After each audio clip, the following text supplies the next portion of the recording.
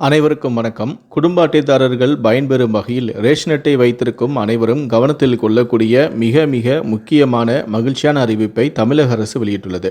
இதை பற்றி விரிவாக தெரிஞ்சுக்கணும்னா இந்த வீடியோவை கடைசி வரைக்கும் ஸ்கிப் பண்ணாமல் முழுமையாக பாருங்கள். இந்த வீடியோக்குள்ளே போகிறதுக்கு முன்னாடி இந்த வீடியோக்கு ஒரு லைக் பட்டனை ப்ரெஸ் பண்ணிடுங்க. இதுவரைக்கும் நீங்கள் என்னோடய சேனலை சப்ஸ்கிரைப் பண்ணாமல் இருந்தீங்கன்னா மறக்காமல் சப்ஸ்கிரைப் பண்ணிக்கோங்க. கூடவே அந்த பெல் சிம்லையும் மறக்காமல் கிளிக் பண்ணிக்கோங்க. சரி, வாங்க இப்போ நம்ம வீடியோக்குள்ளே போகலாம். கலைஞர் மகளிர் உரிமைத் தொகை திட்டத்தில் புதிதாக விண்ணப்பிக்க விருப்பம் உள்ளவர்களுக்கு சிறப்பு ஏற்பாடுகள் செய்யப்படவும் உள்ளன. கலைஞர் மகளிர் உரிமைத் தொகை திட்டத்தில் புதிதாக விண்ணப்பித்தவர்களுக்கு இன்ப அதிர்ச்சி அளிக்கும் வகையில் ஒரு நல்ல செய்தி ஒன்றும் சென்றுள்ளது. அதாவது 1,80,000 பேர் மேல்முறையீடு மற்றும் புது விண்ணப்பம் செய்ய வாய்ப்புள்ளதாகவும் கூறப்படுகிறது. அதில் 90% பேரின் விண்ணப்பங்கள் ஏற்கப்பட வாய்ப்புள்ளதாகவும் அரசு வட்டார தகவல்களும் தெரிவிக்கின்றன. இந்த மாதம் இதற்கான பணிகள் நடப்பதால் பின்வரும் ஆவணங்களை தயாராக வைத்திருக்க வேண்டும் எனவும் அரசு கூறியுள்ளது.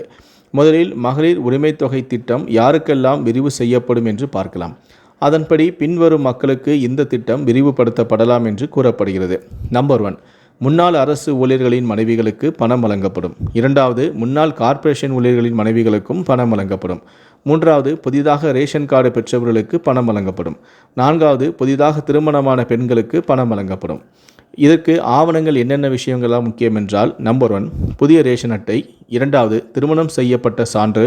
3வது, குடும்பத் தலைவி பெயருள்ள வங்கி கணக்கு. 4வது, அந்த வங்கி கணக்கு ஆதார் ப்ளஸ் அந்த பெண்ணின் ஃபோன் எண்ணுடன் இணைந்திருக்க வேண்டும். தமிழ்நாட்டில் மகளிர் உரிமைத் தொகை விரிவாக்கம் செய்யப்படுகிறது. அதாவது மேலும் 1,40,000 பேருக்கு பணம் வழங்கப்படவும் உள்ளது. இந்த திட்டத்தின்படி தமிழ்நாட்டில் உள்ள பெண்களுக்கு ₹1000 ஏற்கனவே வழங்கப்பட்டு வருகிறது. தற்போது கூடுதலான பெண்களுக்கும் பணம் வழங்கப்படவும் உள்ளது.